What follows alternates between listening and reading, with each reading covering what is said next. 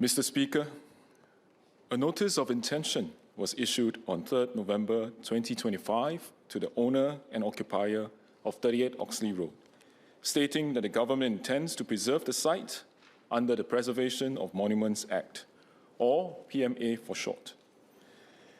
As outlined in the joint NHB and SLA media release on 3rd October 2025, the government intends to acquire the site of 38 Oxley Road under the Land Acquisition Act, if a preservation order is made. In my statement today, I will explain the government's fuller considerations for making this move and set out the next steps forward. Sir, history gives a nation its soul. Our history is an integral part of our identity as Singaporeans. Current and future generations of Singaporeans need to know where we came from, the challenges we have overcome together, and the sacrifices our forefathers have made to build Singapore. When we are grounded in our history and we share a strong identity, we will build our future purposefully as one people, one nation, one Singapore. Historic sites, buildings, and structures connect us to our past and to our heritage. They bear witness to historic events that shaped our nation and allow us to be in the same space as the people who played key roles in shaping our history. NHB is the government body charged with the role of preserving these historic sites and buildings under the PMA. It ensures that our national monuments remain in our urban fabric and are present in our collective memory as physical representations of key milestones in Singapore's historic development.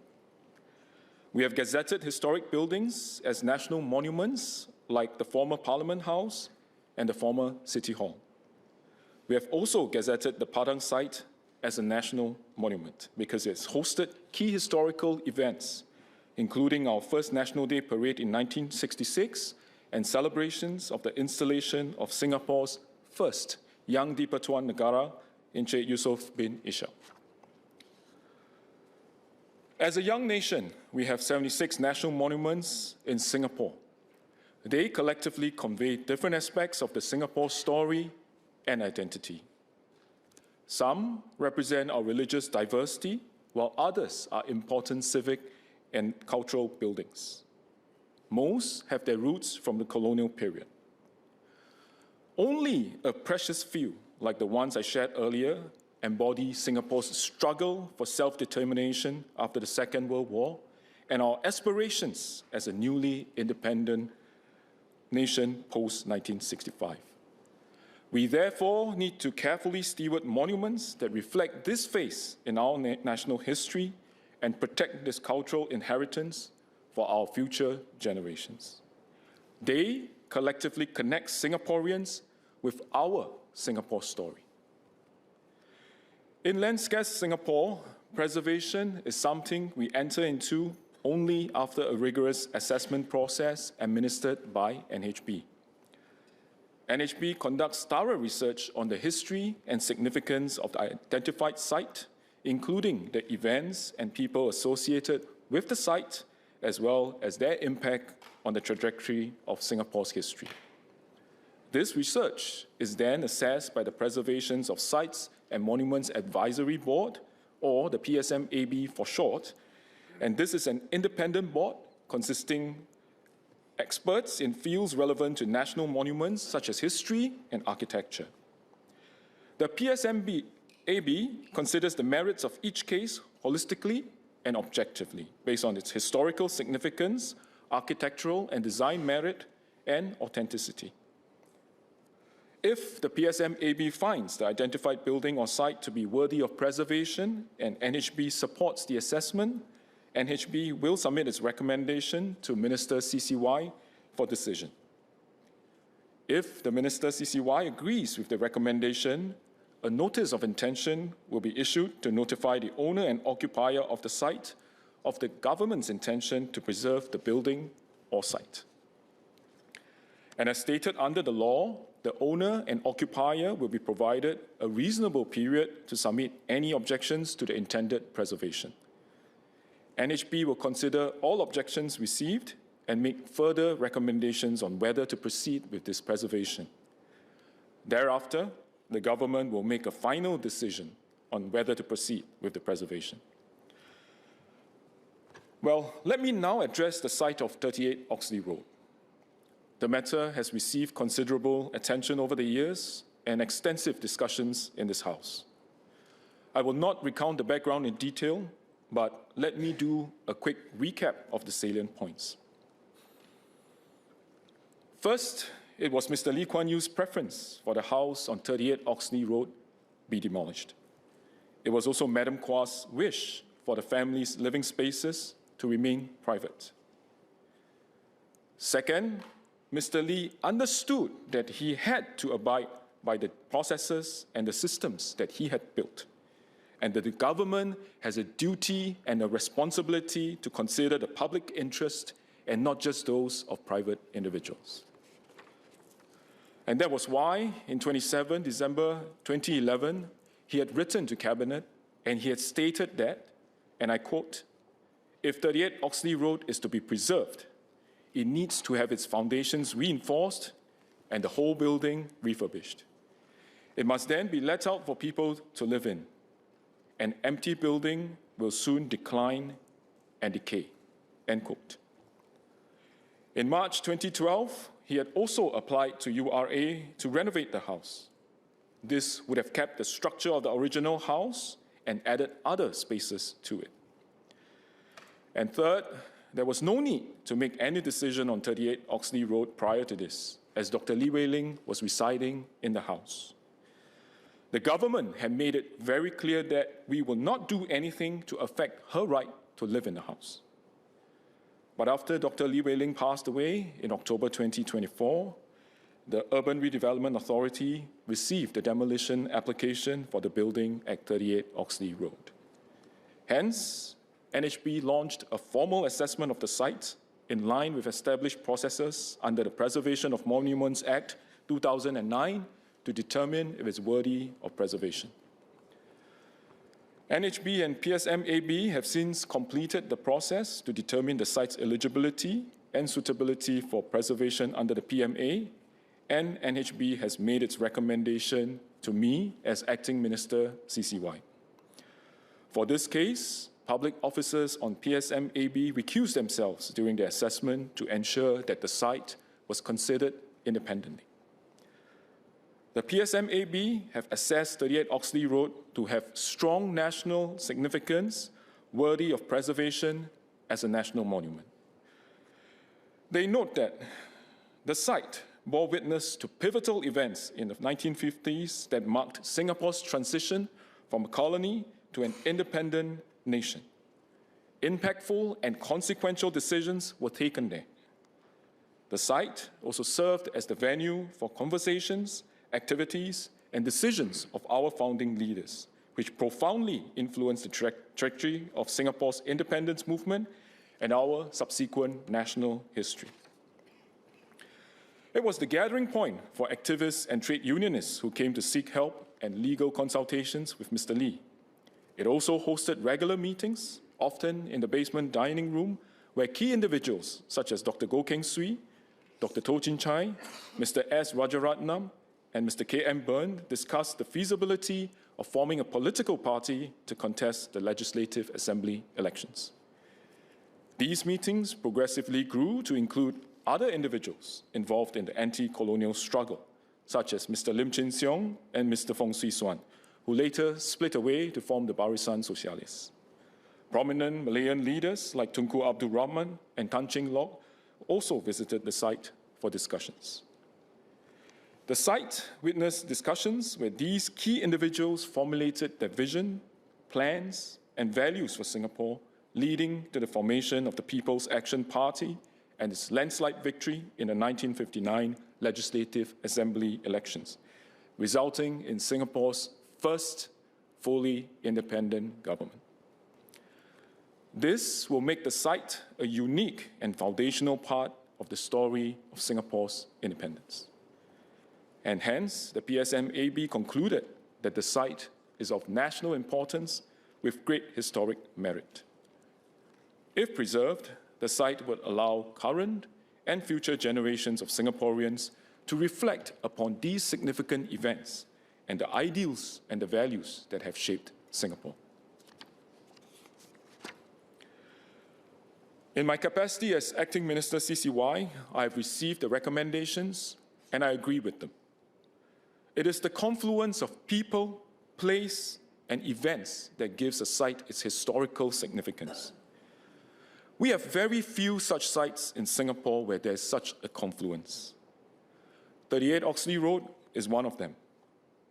As a young nation, we need to retain this unique site, for it bears witness to the birth of independent Singapore and to key moments in our history. Preserving and acquiring the site means it cannot be redeveloped for residential, commercial, or other private uses. Preserving the site means we will be able to avoid a situation where private parties attempt to purchase 38 Oxley Road in future just to have an address that is associated with Mr. Lee's residence. I'm sure all of us in this House and the vast majority of Singaporeans will want to make sure that that situation does not happen. I would also like to clarify that the government's considerations were for the entire site and not for the buildings or structures within it. If the site is to be eventually preserved and acquired, the government's thinking is for it to be developed into a public space, such as a heritage park, so that Singaporeans can have access to it and it can be a part of our shared memories. Preserving the site does not obligate the government to keep the buildings and structures within the site in their current condition. In fact, the relevant authorities have not had the chance to enter the site to assess the conditions of the buildings and the structures. And that is a key reason why we are opting to preserve the site rather than just specific buildings or structures. And if access to the site is obtained, the government will undertake a detailed study of the buildings and the structures within the site. We will take into account factors like the existing condition and weigh the potential benefit of retaining them against the costs.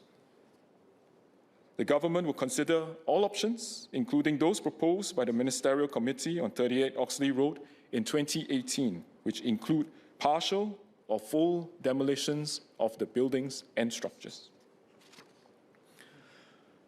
Regardless of the option taken, the government will respect Mr. Lee and Madam Kua's wishes to protect the family's privacy by removing all traces of their private living spaces from the interior of the house.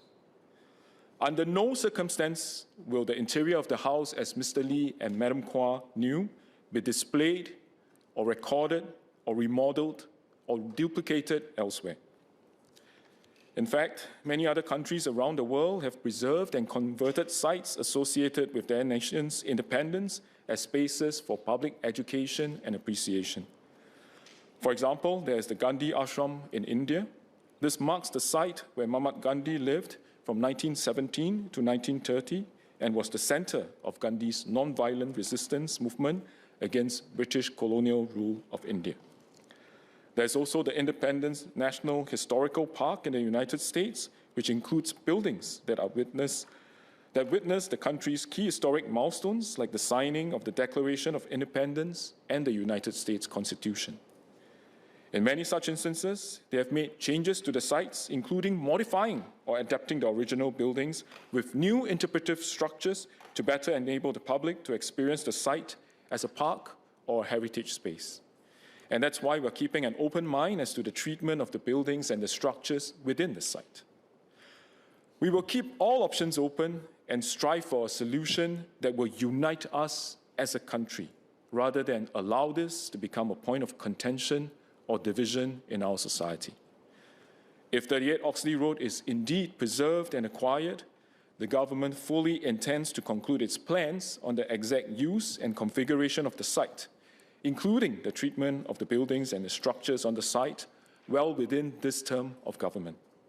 In the interim, there will be no public access to 38 Oxley Road.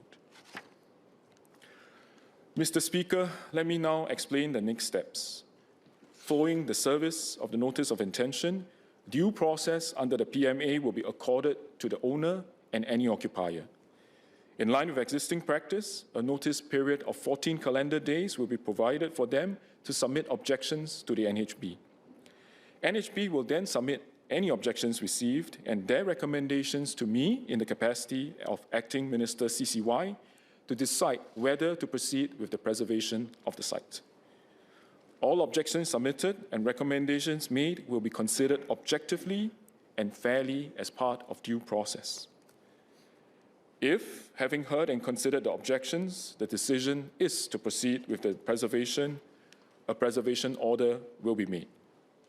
The government will then commence the process for the acquisition of the site as part of the plans to eventually make it accessible to the general public. Such acquisition will be done in accordance with established processes, and compensation will be made in accordance with the Land Acquisition Act. The owner, any occupiers, and any other persons interested will be given the opportunity to submit their claims to the Singapore Land Authority, or SLA, to determine the compensation. A professional private valuer will also be appointed to assist SLA in determining the market value of the land, taking into consideration any claims submitted. If the owner or any person interested is not satisfied with the compensation awarded, a notice of appeal can be filed with the Land Acquisition Appeals Board. If preserved, the acquisition will allow the government to take all necessary steps to safeguard the site and preserve it in keeping with its historic significance and national importance. Mr. Speaker, allow me to continue in Mandarin. 国家认同感是个国家的基石。身为一个年轻的国家，我们的根更要扎实，而国家历史就是我们的根。政府保护的并非是任何一座建筑，政府保护的是见证我们独立之路重要篇章的一个地点。我们纪念的并非只是一位领袖，我们纪念的是建国一代争取独立自主的奋斗历程。这是其他地方或纪念馆无法取代的。政府计划保留这个历史遗产，但不表示建筑将保持原貌。如果保留这个地点，我们承诺移除建国总理李光耀先生和他家人私人空间的所有痕迹。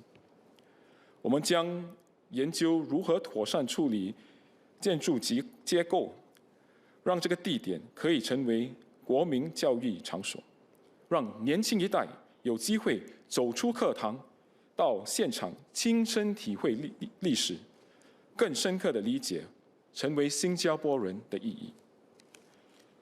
昨天，联合早报评论这一点，政府的做法是从符合国家利益的角度决策，超越政治、家族和个人层面。保留这个遗址，可以确保我们的建国历史能够代代相传。Mr. Speaker, I will now conclude in English. Mr. Speaker, sir, the government has arrived at this approach for 38 Oxley Road because this is the most responsible approach.